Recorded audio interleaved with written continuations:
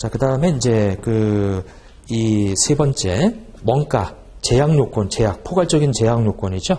원가, 그러니까 이제 정보 생산에서 발생하는 효익이 원가보다 커야 된다라고 하는 거, 이제 그거만 체크하시면 될 것 같아요, 이게. 자, 그 다음에 이제 네 번째로 가보세요. 자, 일단은 질적 특성은 예전 거에서 조금 바뀐 것만 좀 체크하시고, 그래서 이제 이 예전 우리 이 객관식이나 이 기본서 내용하고 거의 똑같으니까, 그래서 그냥 이 프린트로 공부하세요. 네? 어차피 중복되는 것도 다 집어넣었으니까 이게 이렇게. 자, 이제 네 번째는 이제 예전에 없던 거예요. 바로 재무제표, 보고기업, 신설된 거죠. 재무제표와 보고기업. 자, 그 첫 번째는 재무제표인데, 자, 재무제표는 거기 이 보고기업의 경제적 자원, 그 다음에 청구권, 그 다음에 그것의 변동에 관한 정보를 제공하죠. 거기 1번에 재무제표 목적 봐보세요. 이거 아까 다 써드린 건데, 거기 동그라미 1번에 뭐라고 되어 있어요? 보고기업에 유입될 미래 순현금 흐름에 대한 전망. 자, 그 1번이 이 재무제표의 목적인데, 자, 목적은 이 미래 순현금 흐름에 대한 전망.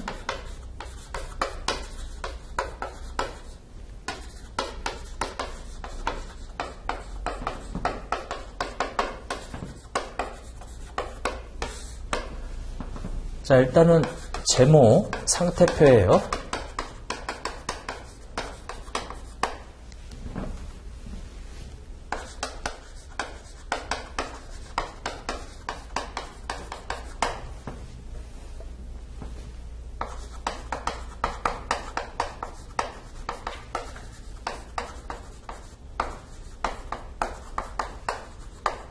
이렇게.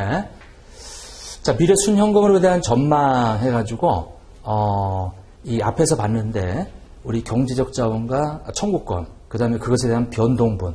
그걸 통해서 미래 순현금 흐름을 전망할 수 있어요. 재무제표를 통해서. 근데 그 밑에 보시게 되면 그 정보의 제공 수단이라고 해서 동그라미 1번 봐보세요. 자, 자산부채 자본이 인식된 뭐라고 되어 있어요? 재무 상태표. 이거 재무 상태표고요. 자, 그 다음에 두 번째, 수익과 비용이 인식된 재무 뭐라고 되어 있어요? 자, 개념체계에서는 포괄손익계산서라는 얘기 한마디도 안 나와요? 뭐라고 표현하고 있어요? 재무 성과표. 자, 개념체계에서는 재무 성과표라고 불러요. 성과표. 이렇게. 네? 자, 그 다음에 3번에 보면 다른 재무제표와 주소. 다른 재무제표와 주소. 그러니까 개념체계에서 말하는 재무제표는 요거예요. 요거. 네? 재무상태표, 재무 뭐라 그래? 성과표. 그리고 다른 재무제표와 주소. 이렇게. 자, 그 다음에 우리 경영진의 수탁 책임. 거기 수탁 책임을 평가한다. 수탁 책임을 평가한다. 이렇게. 근데 여러분들 이거 아까 재무보고의 목적하고 같아요, 안 같아요? 같은 내용이지. 이게 경제적 자원과 청구권이고, 이게 뭐예요? 그 변동분이잖아요, 이게. 에? 이 말을 표현을 이렇게 좀 다르게 했을 뿐이지. 수탁 책임을 이제 평가한다. 거기 정보 제공 수단에 보면 재무 상태표, 2번에 재무 성과표, 3번에 다른 재무제표와 주석인데, 거기 기억과 니은은 주석 내용이고, 미음도 주석 내용이에요. 디귿은 뭐예요? 현금흐름은? 그건 이제 사실 현금흐름표지. 그리고 리를 보면 자본 청구권의 보유자의 출자, 보유자에 대한 분배, 이거는 이제 자본 변동표예요. 근데 이제 개념 체계에서는 지금 이렇게 표현하는 거지. 이렇게 재무제표. 자, 우리 기준서에서는 뭐라 그래요? 재무상태표. 이건 뭐라 그래요? 포괄손익계산서. 얘는 뭐라 그래요? 현금흐름표, 자본변동표, 주석. 이렇게 부르지. 네? 근데 이제 개념 체계에서는 이렇게 부르고 있더라. 자, 이제 보시고. 그 다음에 보고기간. 자, 보고기간은 이제 재무제표는 이제 보고기간 동안에 작성해서, 이제 제공하는 거예요. 다음 주 넘어가세요. 자, 거기 첫 번째 줄에 재무제표는 최소한 직전 연도에 대한 뭘 제공한다? 비교 정보를 제공한다. 거기다만 좀 줄쳐놓으시고. 그리고 이제 재무제표의 이 정보들은 그 관점이 특정 집단을 위해서가 아니라 보고기업 전체, 특정 집단의 관점이 아닌 보고기업 전체의 관점에서 제공돼요. 그리고 계속기업에 관한, 이건 이제 예전하고 똑같죠. 일반적으로 보고기업이 계속기업이며 예측 가능한 미래의 영업을 계속할 것이라는 가정하에 작성된다. 자, 이제 돼 있고, 다만 계속기업의 가정이 아니고 만약에 청산을 가정하면 어떻게 하라고 그랬어요? 청산을 가정하면 재무제표를 그 청산을 가정한 다른 기준에 따라 작성해야지. 다 뜯어 고쳐야지. 자, 뭐 그런 얘기. 자, 이거 똑같은 거예요. 이거 예전하고 배웠던 거하고 똑같은 거. 이렇게. 그래서 이제 목적이라는 게 있고, 그 다음에 이제 거기 쭉 있는데 이 두 번째 나오는 이 보고기업 말고 거기 그 보고기업. 자, 이제 요건 이제 신설된 거죠. 보고기업이라는 이 멘트가. 자, 보고기업 첫 번째 줄에 자, 재무제표를 작성해야 하거나 작성하기로 선택한 기업이다. 그러니까 재무제표를 작성하는 기업이죠. 그러니까 보고기업은 단일의 실체이거나 어떤 실체의 일부일 수도 있고 둘 이상의 실체로 구성될 수도 있다. 보고기업이 자, 반드시 뭐예요? 법적 실체일 필요는 없다. 법적 실체일 필요는 없다. 법적 실체일 필요는 없다. 법적 실체일 필요는 없다. 요 멘트. 자, 보고기업은 꼭 법적 실체일 필요는 없다. 이렇게. 자, 그 다음 줄에 한번 봐보세요. 자, 한 기업이 이건 이제 옛날에 없는 내용이에요. 한 기업이 다른 기업을 지배하는 경우가 있다.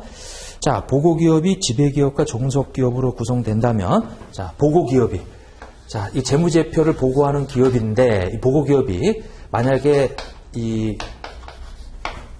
거기 나오는 지배기업하고, 자, 종속기업이다. 종속기업. 그러면 보고기업이 지배기업하고 종속기업으로 돼 있다.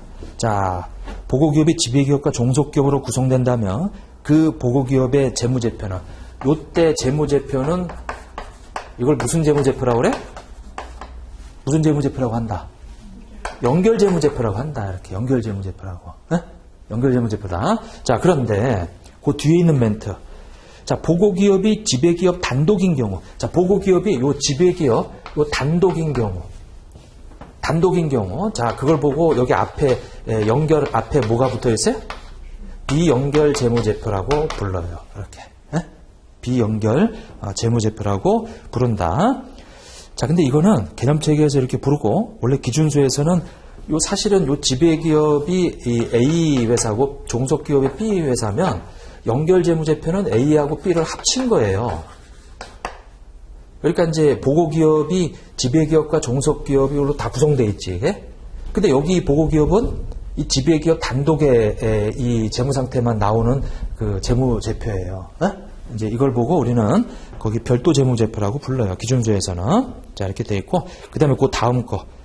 자, 보고기업이 지배 종속 관계로 되어 모두 연결되어 있지는 않은 둘 이상의 실체들로. 자, 여기 보시게 되면 이 지배기업이 종속기업에 만약에 지분을 80% 가지고 있으면 여기를 지배하는 거예요. 이거 지배하는 거예요. 지배하는 거죠. 자, 그런데 이런 게 있어요. A 기업이 있고요. B 기업이 있어요. 이렇게. B 기업이 있는데 만약에 내가 있어요. 내가 있는데 여기 이제 개인이죠. 개인이 여기다가 이 80%를 가지고 있고 여기다가 70%를 만약에 가지고 있다. 근데 이 둘 간에는 지분이 서로 있어요, 없어요? 없지. 근데 이제 A하고 B 요 두 개를 합치게 되면 A하고 B 기업은 지배 종속 관계가 아니죠. 그래서 거기 뭐라고 되어 있냐면 지배 종속 관계로 모두 연결되어 있지는 않은 둘 이상의 실체. 그래서 요 A하고 B를 이렇게 합친 이 재무제표를 우리는 무슨 재무제표라고 그래? 결합재무제표라고 한다. 자, 다시 지배 종속기업 간에 요 다 들어가 있는 걸 뭐라 그래? 연결재무제표. 그리고 요 단독의 재무제표를 뭐라 그래? 비연결재무제표.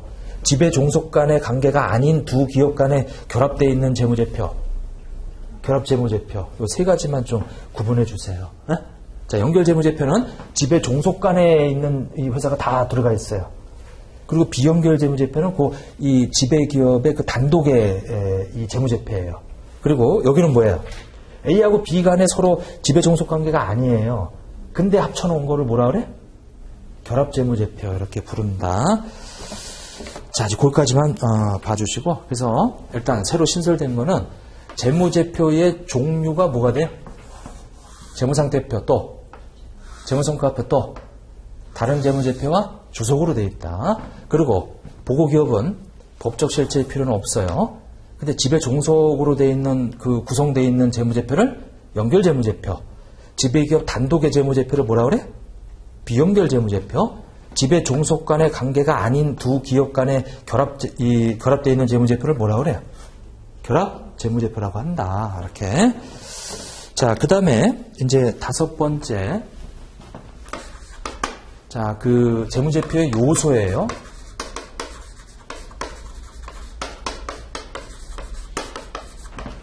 자, 이 재무제표의 요소인데, 자, 일단은 첫 번째가 이제 자산의 정의예요.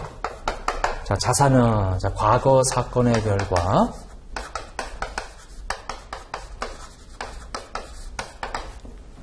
자, 기업이 통제하는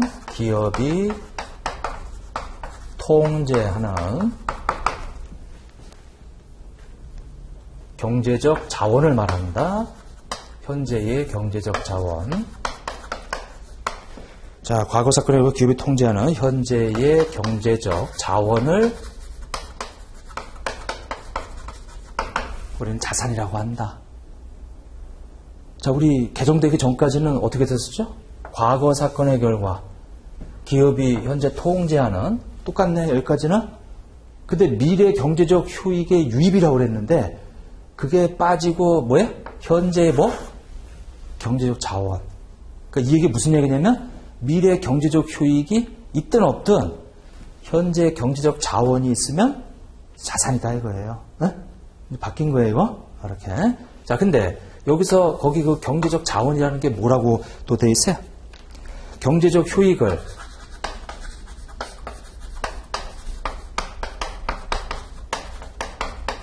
창출할 잠재력. 자, 우리 경제효익을 창출할 잠재력을 지닌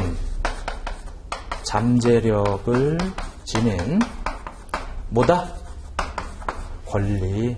자, 결론이 뭐냐면 과거 사건의 결과 기업이 통제하는, 결론적으로는 쭉 쫓아가면은 자산은 뭐가 되는 거야? 지금 현재 뭐다? 권리다. 자산은 과거 사건의 결과 기업이 통제하는, 여기까지 옛날하고 똑같아요.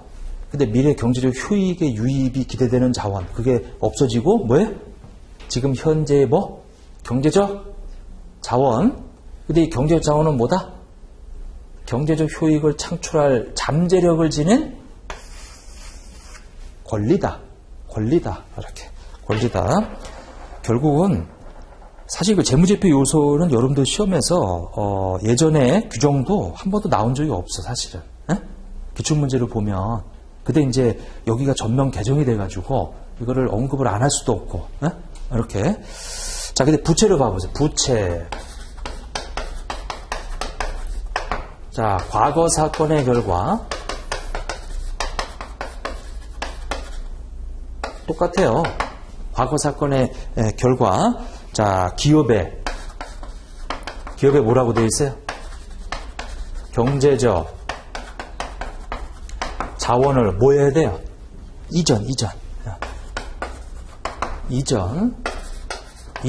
하는 현재보다. 자, 부채는 현재보다 의무다. 이거 똑같잖아요. 과거 사건의 결과 이 기업이 현재 지니고 있는 의무. 근데 이제 이 경제적 자원을 이전해야 되죠. 여기는 경제적 자원을 가지고 있는 거고, 여기는 경제적 자원을 이전하는 거고. 이게 부채의 정의예요. 그래서 과거 사건과 현재 기업이 통제하고 있는 경제적 자원. 근데 부채는 과거 사건의 결과 현재 기업의 의무죠. 의무. 근데 그 의무가 뭐냐면 경제적 자원을 뭐 해야 되는 거? 이전해야 되는 거. 이전해야 되는 거. 자, 이제 그렇게 되어 있고. 자, 세 번째는 자산에서 부채를 빼면 뭐가 나오는 거예요? 자본. 이렇게 되어 있고. 그 다음에 이제 뒤에 가서 자, 거기 수익비용 봐보세요. 수익비용 다 똑같아요. 예전하고. 자, 수익은 결국 자본이 증가를 가져오는 그 자산의 목. 자산의 증가, 부채의 감소가 수익이죠. 근데 뭐는 제외돼요? 자본 청구권 보유자의 출자는 제외되죠. 그 출자는 그 수익이 아니니까. 근데 비용 봐보세요. 자본을 감소시켜요. 그러니까 자산의 감소나 부채의 증가인데 이것은 자본 청구권 보유자에 대한 뭐 분배, 배당이죠. 배당은 비용이 아니잖아요. 이게. 그건 제외된다라고 하는 거. 자, 그래서 거기 이 양가로 1번 자산 봐보세요. 자산. 자, 과거 사건의 결과 기업이 통제하는 현재의 뭐다? 경제적 자원이다. 근데 경제적 자원이 뭐라 그랬냐면 경제적 효익을 창출할 잠재력을 지닌 권리를 말해요. 그래서 거기 밑에 권리는 자, 뭐라고 되어 있어요? 거기 1번이. 권리는 뭐라고 되어 있어요? 1번이.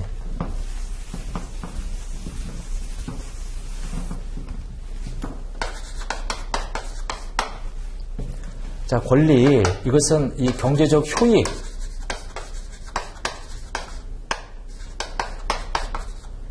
경제적 효익을 창출할 잠재력을 지닌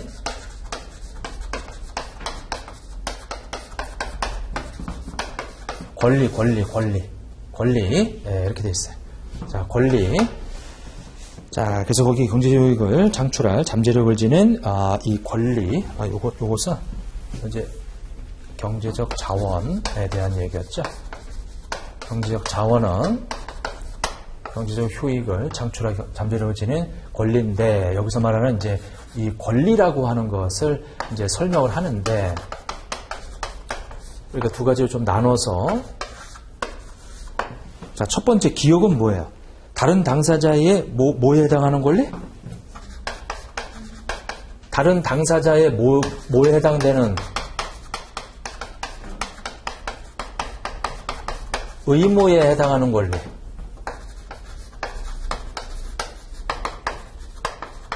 두 가지만 보죠. 다른 당사자의 이 의무에 해당하지 않는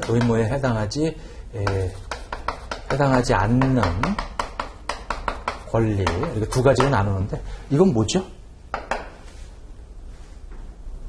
자, 권리인데 첫 번째는 다른 당사자의 의무에 해당하는 권리는 채권이에요. 그러니까 여러분들이 매출 채권 가지고 있으면 상대방은 뭘 가지고 있는 거예요? 매출, 매입, 채무를 가지고 있지. 이거 우리 권리다. 자, 그 다음에 다른 당사자의 의무에 해당하지 않는 권리는 우리 바로 이 실물 자산들이에요. 재고 자산. 그런데 재고 자산을 사가져오면 상대방이 의무를 가져요? 안 갖지. 그 다음에 유형 자산, 무형 자산 이런 거 말하는 거예요. 그러니까 이제 권리는 이런 것도 있고 이런 것도 있다 이거예요. 그러니까 여기는 뭐야? 내가 매출 채권이라는 자산, 이 권리죠. 그럼 상대방은 뭘 가지고 있어요? 매입 채무, 그 상대방의 의무에 해당하는 권리란 말이에요. 근데 이제 다른 당사자의 의무에 해당하지 않는 권리, 이런 것들이 있다. 그래서 이제 권리는 뭐 그 정도 보시고. 자, 그 다음에 그 박스 바로 밑에 많은 권리들은 계약이나 법률에서 나와요. 근데 이제 그 밖의 방법으로도 권리를 획득할 수 있죠.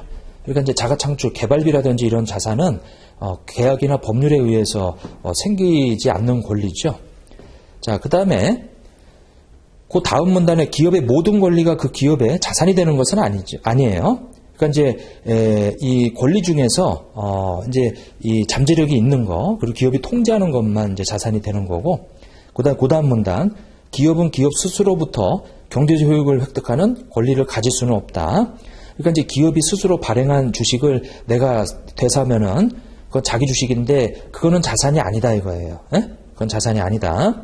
그래서 거기 박스로 돼 있는 거, 진하게 칠해져 있는 거 위주로만 좀 체크만 해놓으세요. 체크만. 이렇게. 자, 이제 넘어가세요.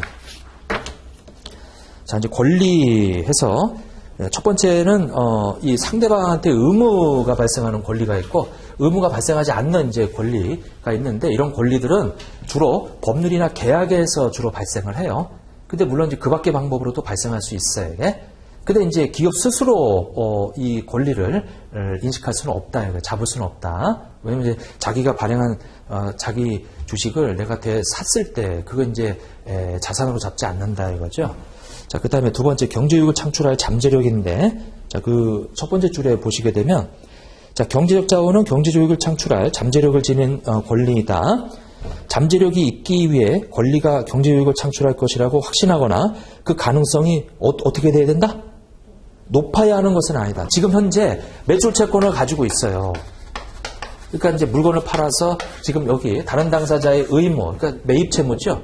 이제 이런 권리를 가지고 있는데 이것이 미래에 가서 꼭 나한테 돈이 들어올 거냐 안 들어올 거냐 그거 상관없이 우리는 자산의 정의를 충족하는 거다 이거예요. 권리를 가지고 있으면. 에?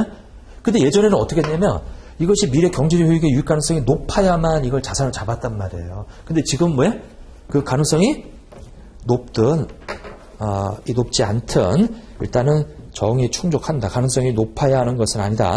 그래서 그 다음 줄에 경제유익을 창출할 가능성이 낮더라도 권리가 경제적 자원의 정의를 충족할 수 있고 따라서 자산이 될 수 있다. 그러니까 이제 예전에 자산으로 잡지 못했던 것도 이제 지금은 이제 자산으로 잡을 수 있다라고 하는 거예요. 네?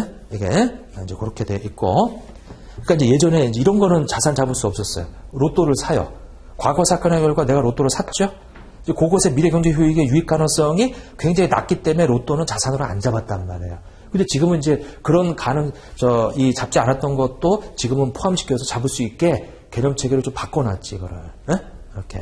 자, 그래서 이제 그 가능성이 낮더라도 정의를 충족할 수 있고 자산이 될 수 있다. 그게 경제적 효익, 이게 창출되는 건 뭐냐면 그게 드디어 1번 봐보세요. 아까 박스에 나오던 것이 이제 드디어 수치되거나 다른 당사자한테서 뭐 교환되거나 뭐 이렇게 돼요. 자, 그 다음에 그 밑에 지출의 발생과 자산의 취득은 밀접하게 관련되어 있으나 이건 이제 똑같은 얘기예요. 예정 규정하고. 자, 이제 그렇게 되어 있고. 그 다음에 이제 통제 봐보세요. 반드시 일치하는 것은 아니다라는 거. 자, 통제. 자, 통제는 경제적 자원을 기업에 결부시킨다. 그러니까 통제는 그 경제적 자원이 기업하고 관련되어 있어야 된다 이런 얘기예요. 그럼 그게 통제하고 있다는 얘기지. 거기 기업은 경제적 자원의 사용을 지시하고 그로부터 유입될 수 있는 경제적 효익을 얻을 수 있는 현재의 능력이 있다면 그 경제적 자원을 통제한다고 봐요. 이렇게. 자, 이제 그 정도만 좀 체크하시고, 자, 부채 쪽으로 넘어가세요. 부채 쪽으로. 자, 일단은 이 자산 쪽에서 자산의 정의는 과거 사건의 결과 기업이 통제하는 현재의 뭐다? 경제적 자원. 그게 자산이에요. 자, 그래서 예전하고 다르게 미래 경제 효익의 유익 가능성 높든지 낮든지 상관없이 우리 지금 현재 경제적 자원을 권리를 가지고 있으면 자산이다라고 하는 거예요. 자, 그 다음에 이제 부채 봐보세요.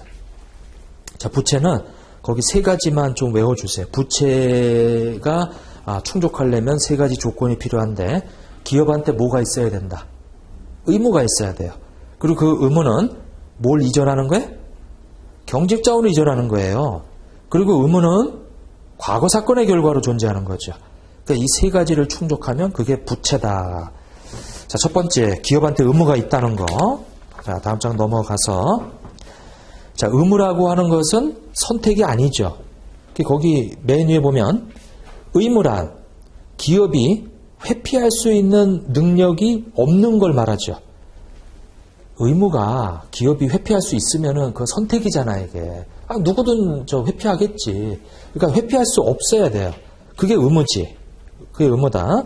자, 그리고 의무는 항상 다른 당사자에게 이행해야 한다. 다른 당사자는 사람이나 또 다른 기업, 사람들 또는 기업들의 집단, 사회 전반이 될 수 있어요. 근데 그 뒤에 있는 말이 중요하네요. 의무를 이행할 대상인 당사자의 신원을 알 필요가 없다. 그러니까 이제 여러분들이 물건을 파는데 일반 대중한테 판단 말이에요. 그 사람이 누군지 알 필요 없다. 근데 우리는 충당부채를 잡는단 말이에요. 네? 그래서 이제 반드시 알 필요는 없다라는 말, 이제 그것 좀 알아두시고, 자, 그 다음에 진하게 쳐져 있는 거 내려가 보면, 많은 의무가 계약, 법률, 이와 유사한 수단에 의해서, 주로 이제 계약이나 법률에 의해서 이 의무가 생기는 거예요. 아까 자산처럼. 자, 당사자들에게 법적으로 집행할 수 있는 거, 이걸 보고 계약상, 법률상의 의무라고 그래요. 근데 실무 관행상으로 의무를 지는 것도 있는데 이걸 무슨 의무라고 불러요? 그러니까 우리 의무는 무슨 의무하고 무슨 의무가 있는 거예요? 계약, 법률상 의무가 있죠. 근데 또 무슨 의무도 있는 거예요? 의제 의무도 있다, 이런 얘기죠. 이렇게. 자, 이제 그 정도 보시고, 자, 경제자원의 이전인데, 자, 이건 이제 미래에 가서 경제자원을 이전할 건데, 첫 번째 줄 끝에 가보면, 의무에는 기업이 경제적 자원을 다른 당사자에게 이전하도록 요구받게 될 잠재력이 있어야 된다. 자, 근데 그 다음 줄에 보면, 그 요구받을 것이 확실하거나 그 가능성이 높아야 하는 것은 아니다. 이게 이제 바뀐 거지. 예전에는 이게 가능성이 높아야 되잖아요, 이게. 근데 이제 그런 거 없이, 높든 낮든 부채의 정의를 충족할 수 있다. 충족할 수 있다. 그래서 아까하고 다르게 현금을 수취할이 아니고 이제 지급할 의무고 인도하는 거죠. 아까는 다 수취하는 거였는데 반대예요, 반대. 자, 이제 그 정도만 보시고 3번에 과거 사건의 결과로 존재하는 현재 의무.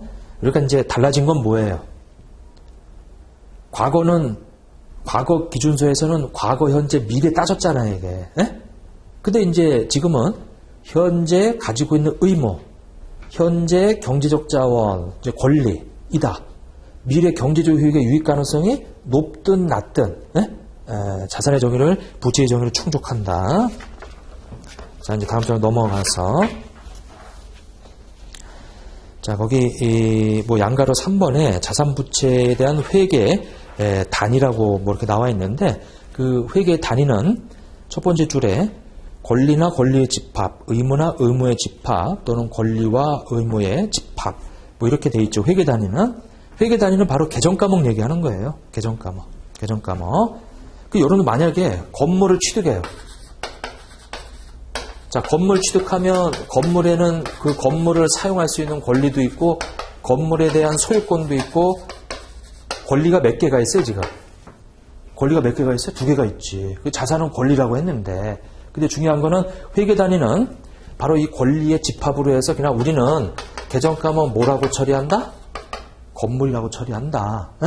그래서 회계 단위는 우리가 인식할 때 이 권리를 구분해서 인식할 거냐 아니면 합쳐서 인식할 거냐 그거 말하는 거예요. 회계 단위. 근데 지금 보면 이 건물은 권리를 따로따로 회계 처리하는 것보다 그냥 하나로 개정 과목 처리하면 됐지. 에? 이렇게 해서 집합으로 권리나 권리 집합으로 이렇게 그것만 보세요. 자, 그리고 이제 자본인데 자산에서 부채 뺀 거고 그리고 수익과 비용 우리 앞에서 잠깐 정의 봤어요. 똑같아요. 달라진 건 뭐예요? 차익과 차손에 대한 얘기가 없어요. 에? 우리 원래 기준 개념 체계에서 뭐라고 했어요? 수익은 이렇게 정의 내리고 차익을 포함한다. 뭐 이렇게 돼 있었지. 근데 이제 개정된 거에는 당연히 포함되는 걸로. 에? 이렇게. 자, 그 다음에 이제 6번째 인식. 나머지는 똑같기 때문에 넘어가시고. 자, 인식이에요, 인식. 자, 개정 전에는 뭐라 그랬어요? 개정 전에는. 우리가 재무제표에 올려야 되는데, 개정 전에는 뭐라 그러냐면, 그 경제적 효익의 유입, 유출 가능성이 어떻게 돼야 돼? 가능성이 이게 높아야 된다. 그리고 그 금액을 어떻게 할 수 있어야 돼? 신뢰성 있게 측정할 수 있어야 된다. 요게 인식 조건이었어요. 개정 전에는. 에? 근데 이제 개정 후에는 자, 여기 이제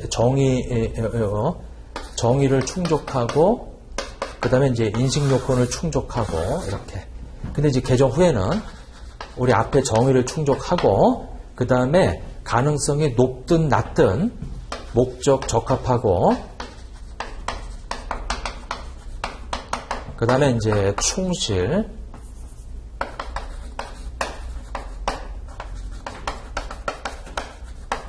이제 이렇게 바뀌었지 인식 기준이. 네?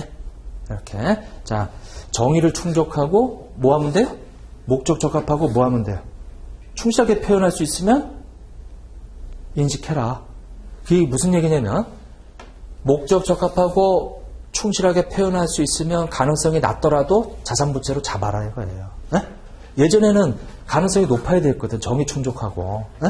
근데 이제 그게 아니고 네? 이렇게. 그래서 거기 보시게 되면 인식은 첫 번째 줄에 자산부채 자본 수익 또는 비용과 같은 재무제표 요소 중 하나의 정의를 충족하는 항목은 재무상태표나 재무성과표에 어떻게 하는 거? 거기 재무상태표나 재무성과표라고 돼 있죠. 개념책에서는 재무성과표라고 하잖아요. 이게. 자, 포함하기 위해서 포착하는 과정이다. 인식은 올리는 거고 제거는 없애는 건데 거기 자산의 증가는 인식한다는 얘기고 자산의 감소는 제거한다는 얘기예요. 부채의 증가는 인식한다는 얘기고 부채의 감소는 제거한다는 얘기지. 자, 이렇게 해서 인식하는 건데 다음 장 넘어가서 자, 인식할 때 동시에 자, 수익을 인식할 때 동시에 어떻게 돼요? 차변에 모두 또 인식이 돼요? 자산이 인식이 되고 그리고 또 뭐 부채는 요건 이제 제거되네. 감소. 그 다음에 비용은 동시에 반대편에 뭐가 감소해요? 자산이 감소하지. 그리고 부채가 증가하고 부채의 증가 이렇게. 자, 이제 우리가 수익과 비용을 인식할 때 동시에 자산 부채도 인식 제거된다 이거예요. 이렇게. 자, 근데 이거는 여기서 인식이라는 개념에 거기 네 번째 줄, 표 네 번째 줄 내려가 보세요. 진하게 칠해져 있는 거. 자, 재무보고를 위한 개념 체계의 개념을 적용하면 자산 부채 변동을 인식하게 돼요. 근데 이러한 대응이 이거는 그냥 자연스럽게 이 개념 체계에서 말하는 이 인식 개념을 적용한 거지. 여기서 말하는 수익 비용이 목적이 아니에요. 네? 우리 수익과 비용을 대응시키는 게 목적이 아니다. 이거는 그냥 자연스러운 결과로 나온 거지. 네? 이걸 대응시키기 위해서 이렇게 한 건 아니다. 네? 이렇게. 자, 그래서 목적이 아니다. 그 멘트. 자, 그리고 개념 체계는 재무상태표에서 자산부채 자본 정의를 충족하지 않으면 인식할 수 없죠. 뭐 당연한 얘기고. 왜냐면 일단 정의 충족해야 되고 목적 적합해야 되고 충실하게 표현되면 인식한단 말이에요.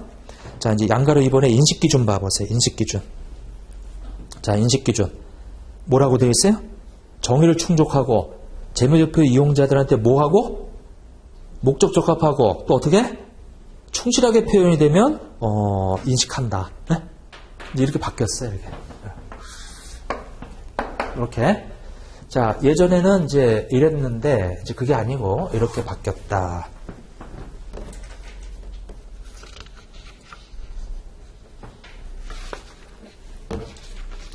자, 뒤로 넘어가시죠.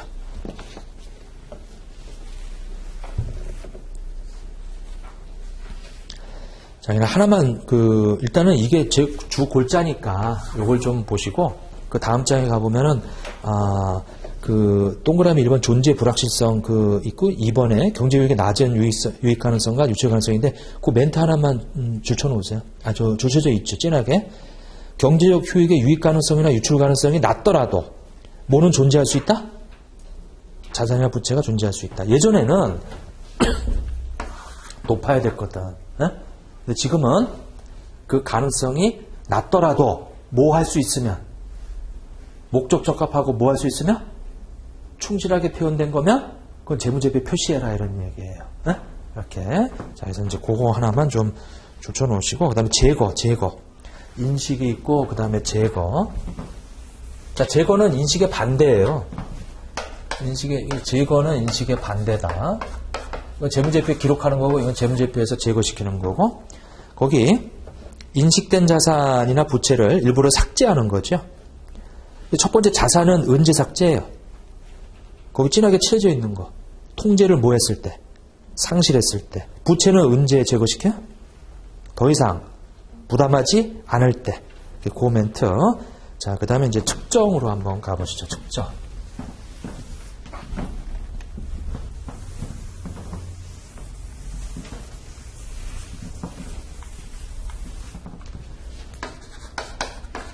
자, 측정은 바로 금액을 정하는 건데, 그 첫 번째 줄 이 끝에 가보면 측정 기준을 선택해야 한다. 측정 기준은 측정 대상 항목에 대해 식별된 속성이다. 자, 즉 말해서 측정은 우리가 이 자산이 있고, 부채가 있고, 자본이 있죠.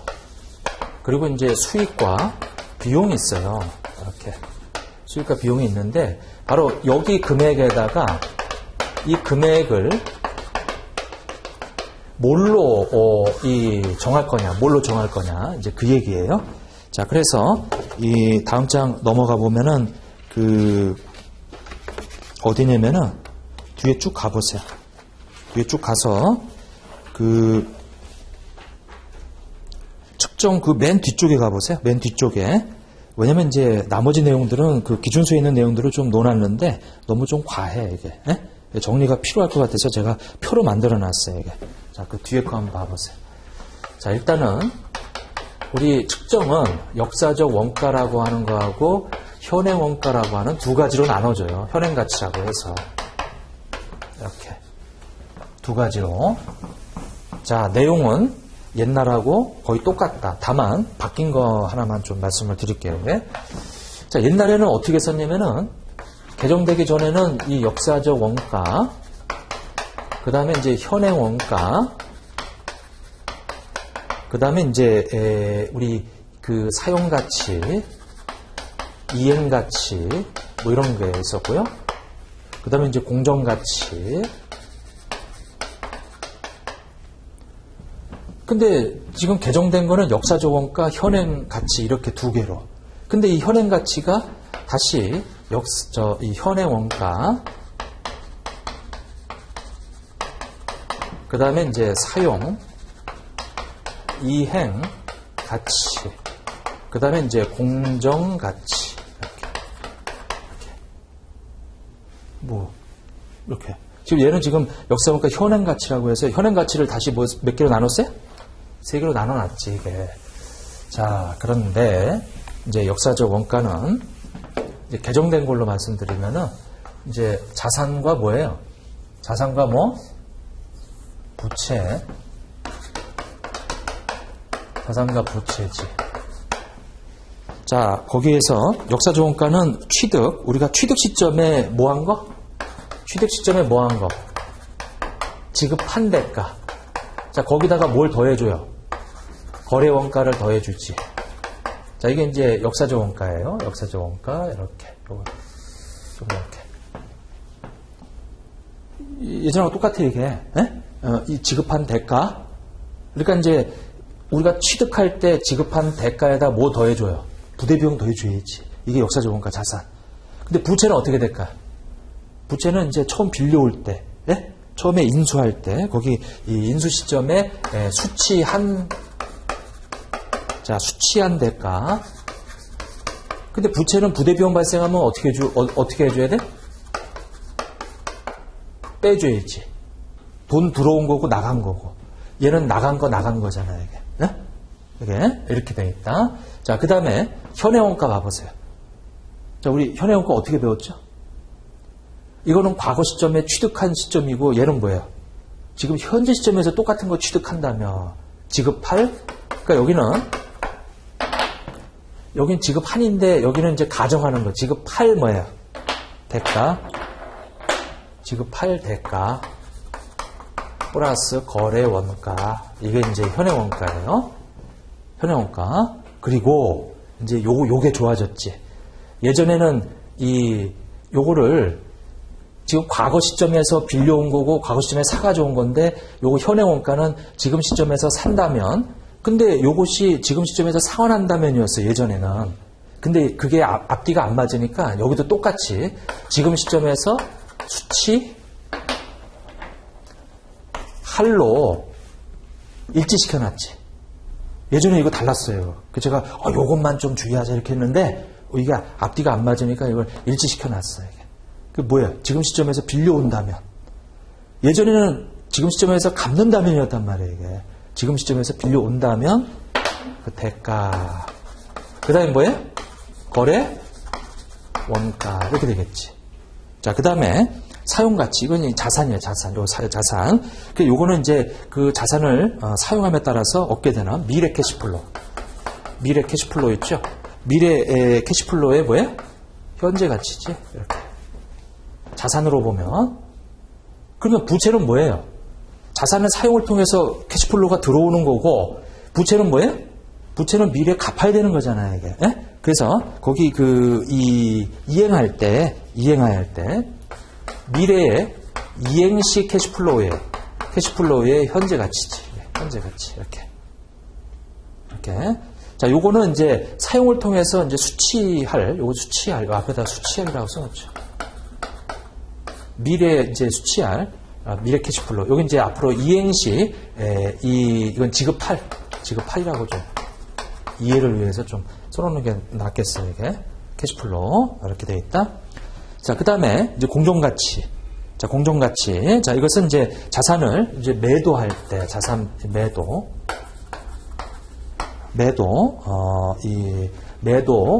시 받는 금액. 그러니까 지금 판다면 받는 금액. 그리고 여기는 뭐예요? 이 상환 한다면 이제 이전 시 이제 지급할 금액.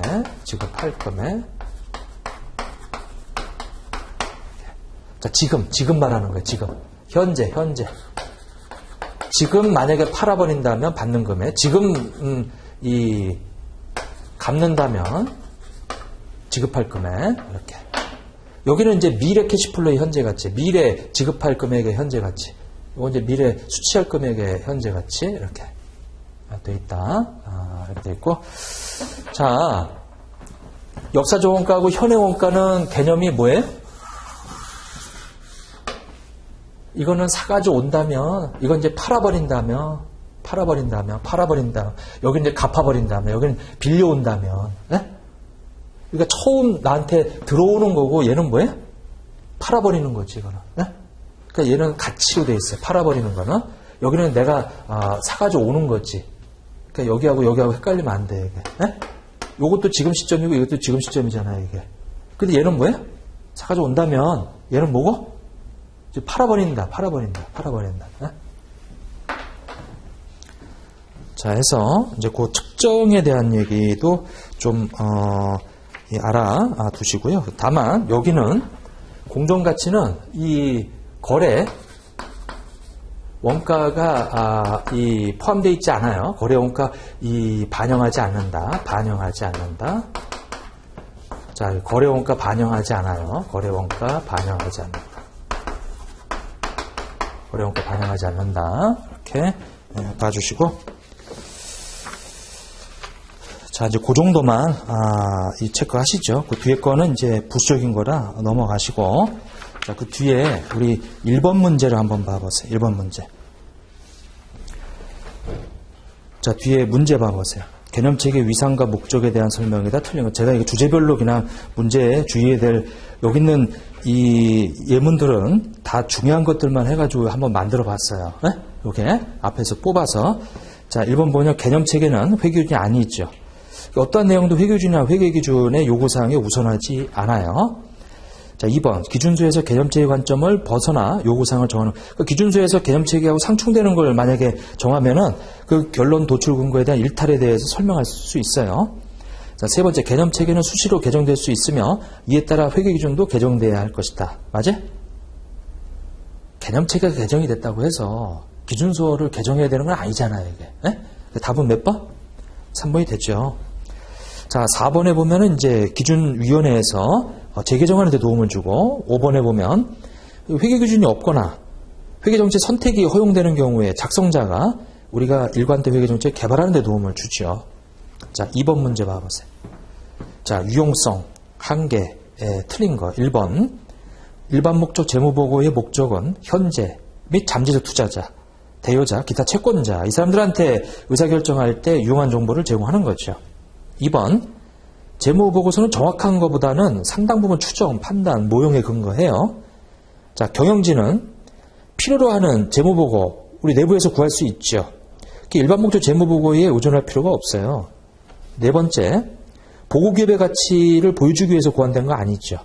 자, 다섯 번째, 일반 목적 재무보고서는 현재 이런 투자자들한테 필요한 모든 정보를 제공해? 모든 정보를 제공할 수가 없지. 네? 이렇게. 그래서 5번이 답이다. 자, 3번. 자, 유용한 재무정보의 질적 특성에 대한 설명이다. 틀린 것은 1번. 우리 질적 특성은 그 밖의 방법으로 제공되는 재무정보뿐만 아니라 재무제표에서 제공되는 재무정보에도 적용이 되죠. 맞아요? 질적 특성은 이게 재무보고가 있는데 이 재무보고 안에 핵심 수단이 뭐였어요?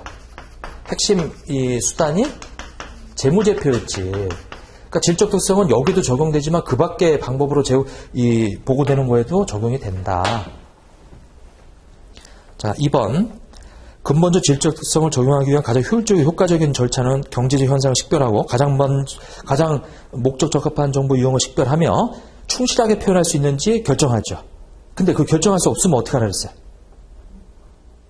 결정할 수 없으면 어떻게 하라 그랬어요? 차선으로 충실하게 표현할 수 있는 정보에 대해 반복하는 거예요? 차선으로 목적 적합한 정보에 대해서 반복하는 거예요? 목적 적합이지. 그 다음 단계 목적 적합에서 충실한 표현으로 내려가야 될 거 아니에요. 네? 이렇게. 그 2번이 틀렸지. 자, 3번에 우리 보강저, 그리고 4번은 맞고, 그 다음에 절충이 필요할 수도 있다고 그랬어요. 자, 이렇게 이제 돼 있고, 그 다음에 4번 봐보세요. 자, 근본적 질적 특성에 대한 설명이다. 우리 틀린 것은 1번, 목적 적합한 재무정보는 정보의 의사결정에 차이가 나도록, 자, 두 번째, 예측 확인, 둘 다 있으면 차이가 나도록 하는 거고, 세 번째, 회계증의 계량계치, 무엇이 중요한지 미리 결정할 수 없다. 3번이 답이네요. 자, 그리고 5번에 충실한 그 자체가 유용한 정보를 만들어내는 것은 아니다. 다 중요한 멘트들이에요. 자, 5번. 자, 표현 충실성에 대한 설명이 다 틀린 것은 1번. 자, 우리 목적 적합한 것뿐만 아니라 나타나고자 하는 현상의 실질을 충실하게 표현한다. 이게 표현 충실성이죠. 자, 표현 충실성은 모든 면에서 정확한 것을 의미하지는 않는다라 그랬어요. 자, 현상의 기술의 오류나 누락이 없고 보고 정보를 생산하는 데 사용되는 절차의 선택과 적용 시 절차상 오류가 없음을 의미하는 거예요. 모든 면에서 완벽하게 정확하다는 것을 의미하지 않는다고 그랬죠. 자, 4번. 신중을 기하는 것은 비대칭성의 필요성을 내포하는 것은 아니라고 그랬어요. 신중을 기하는 것이 보수주의처럼 그렇게 떨어지는 것만 인식하는 그런 게 아니다. 그래서 그러한 비대칭은 질적 특성이 아니죠. 근데 5번 봐보세요. 신중을 기한다는 것은 자산과 수익은 과대평가되지 않지만 부채 비용은 과대평가를 허용하는 거래? 맞아? 아니죠. 이거 비대칭성이지, 이거는. 그래서 이것은 5번이 답이 될 것이다. 자, 6번. 자, 보강적 질적 특성을 적용하는 것은 어떤 규정된 순서에 따르지 않는다고 그랬죠. 않는다고 그랬어요. 자, 2번. 동일한 경제 현상에 대해서 대체적인 회계 처리 방법을 허용하면 비교 가능성이 증가해요? 감소하지. 방법들이 많아져 버리면 비교 가능성이 떨어져 버리지. 2번이 답이다. 자, 나머지 좀 확인하시고. 자, 7번 봐보세요. 자, 개념체계에서 정보 제공수단, 우리 재무제표죠? 제공수단이 재무제표인데, 개념체계에서 말하는 재무제표에는 뭐가 있어요? 재무상태표, 재무성과표, 다른 재무제표, 주석이죠? 5번이 답이네요. 자, 8번. 자, 재무제표는 재무제표 요소의 정의를 충족하는 보고기업의 자, 경제적 자원, 청구권, 변동분에 대한 정보. 맞죠? 그리고 또 제공한다 그랬죠? 수탁책임, 네? 평가. 자, 그 다음에 2번. 자, 직전 연도 비교 정보를 제공하라고 그랬어요. 자, 세 번째. 우리 이 특정 집단 관점이 아닌 전체 관점에서 정보를 제공하라고 그랬고. 자, 4번. 보고기업이 지배기업 단독인 경우에, 제가 아까 단독인 경우에는 무슨 재무제표라고 그랬어요? 비연결 재무제표라고 했지. 우리가 지배기업하고 종속기업을 다 집어넣은 걸 보고 연결 재무제표라고 그랬고, 그 중에 보고기업의 단독의 재무제표를 비연결 재무제표라고 했어요. 그리고 지배 종속관계가 아닌 두 회사 간의 결합을 뭐라 그랬어요? 결합 재무제표라고 그랬지. 네? 이렇게. 그래서 이제 4번이 답이 될 것이다. 이렇게 되어 있고, 5번에 법적 실체일 필요 없다 그랬죠. 자, 9번 봐보세요. 자, 자산의 정의가 뭐였어요? 과거 사건의 결과 기업이 통제하는 현재의 경제적 자원. 자, 2번 기업은 기업 스스로부터 경제적 효율, 그러니까 기업 스스로 발행한 자기 주식을 내가 샀다고 해서 그게 권리를 갖는 거예요? 아니죠. 가질 수 없다 그랬어요, 이거. 네? 이렇게. 자, 그 다음에 기업의 모든 권리가 자산이 되는 건 아니라고 그랬고, 자, 그 다음에 경제적 자원은 경제유익을 창출할 잠재력을 지닌 권리예요. 근데 잠재력이 있기 위해 권리가 경제유익을 창출할 것이라고 확신하거나 그 가능성이 높아야 하는 것은 아니라고 그랬어요. 자, 됐고, 그 다음에 이제 기업이 통제할 수 있는 거 5번. 요 다 좀 알아야 되는 지문들을 좀 거기다 다 놓은 거예요. 그 문제통에서 마지막으로 좀 정리하세요. 10번. 부채, 과거 사건의 결과 기업이 경제적 자원을 이전해야 하는 현재 의무. 자, 의무는 회피할 수 있는 그 능력이 없는 책무를 말하죠. 자, 다른 당사자에게 이행해야 된다. 자, 3번. 의무에는 기업이 경제적 자원을 다른 당사자에게 이전하도록 요구받게 될 잠재력이 있죠. 근데 의무를 이행할 대상자, 당사자의 신원을 알아야 돼? 알 필요 없다 그랬잖아요, 이게. 그래서 4번이 답이 되겠다. 그리고 가능성이 높지 않아도 부채의 정의를 충족할 수 있다 그랬어요. 자, 11번. 인식. 1번. 자, 자산부채 자본 수입비용 그 정의를 충족하는 항목을 재무상태표나 재무성과표에 포착하는 과정이 인식이에요. 자, 2번. 재무보고를 위한 개념체계의 개념을 적용하면 자산부채 변동을 인식할 때 이러한 대응이 나타난다. 근데 우리가 인식하는 것은 이 수익과 비용을 대응을 목적으로 해서 하는 게 아니에요. 어쩌다 보니 그 결과적으로 그렇게 대응이 되는 거지. 수익이 인식될 때 동시에 자산부채가 증감하고 비용이 인식될 때 동시에 자산부채가 증감하죠. 그게 이제 여기 인식 개념에서 이렇게 이제 정의를 내리다 보니까 된 거지. 그게 이 수익비용 원가를 그 수익에 대응시키기 위한 목적이 아니에요. 이거는 2번이 답이에요. 자, 3번 봐보세요. 인식 기준은 3번 정의를 충족하고 어떻게 하래요? 목적 적합하고 또 충실하게 표현되면 인식한다. 이렇게 이제 되어 있고, 자, 그래서 4번 봐보세요. 정의를 충족하는 항목이라고 할지라도 항상 인식되는 것은 아니다. 맞죠? 아니, 정의를 충족했는데 목적 적합하지 않고 충실하게 표현되지 않았다면 그러면 인식할 수 없지, 그거는. 자, 그 다음에 5번.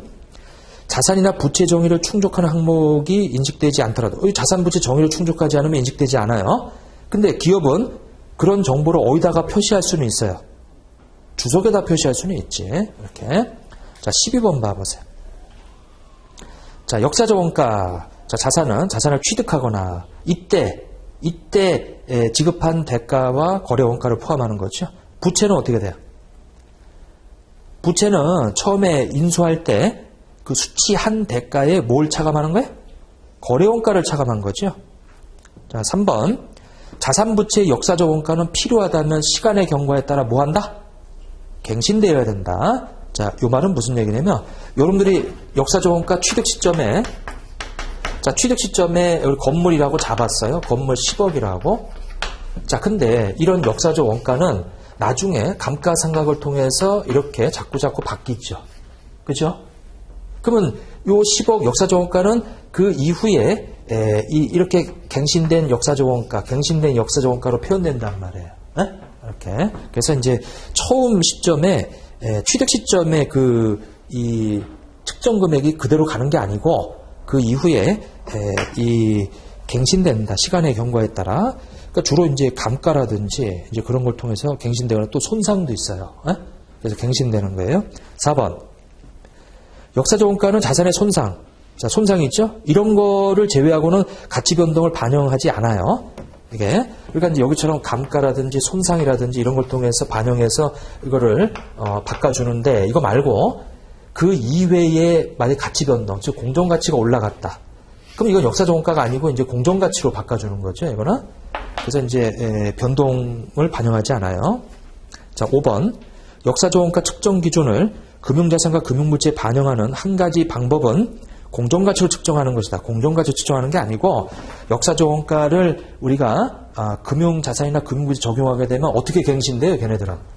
걔네들은 삼각후 원가로 갱신되는 거예요. 이렇게. 네? 이거 지금 여러분들 뭔 얘기인지 이해돼요? 삼각후 원가라는 말이 역사적 원가를 처음에 내가 사채를 취득했는데 그 유효자법에 따라서 이렇게 삼각해 나가는 얘도 역사적 원가다 이거예요. 네? 이게 이렇게. 그래서 거기 역사적 원가 측정 기준을 금융자산이나 금융물체로 적용하는 한 가지 방법은 공정가치로 측정하는 게 아니고 뭘로? 삼각후 원가로 측정하는 거지. 네?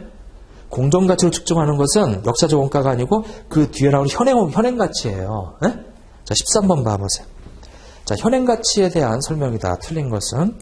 자, 측정일의 조건을 반영하기 위해서. 그럼 측정일의 조건은 처음에 취득했을 때 말고 이제 어느 시점에 측정일에 만약에 공정가치로 측정하겠다. 이건 이제 현행가치로 이제 측정하는 거죠, 이게. 그 측정일의 조건을 반영하기 위해 갱신된 정보를 사용해서 우리 화폐적 정보를 제공한다. 맞고. 자, 넘어가서 2번. 자, 부채의 현행 원가는 측정일 형제 동등한 부채를 만약에 내가 빌려온다면 그 대가에서 거래 원가를 차감한 거다. 맞죠? 오케이. 현행 원가. 자, 사용 가치. 기업이 사용을 통해서 얻게 되는 캐시플로우, 이 경제조익의 현재 가치다. 자, 공정가치.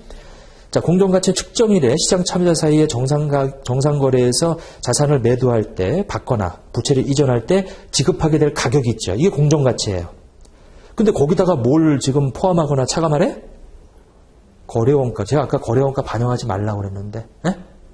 여러분들 이 공정가치에다가 우리 거래원가를 이렇게 빼버리게 되면 이걸 보고 우리는 순공정가치라고 그래요. 근데 우리는 지금 공정가치 얘기하고 있잖아요. 이게. 거래원가를 반영하지 말아야 돼, 이게.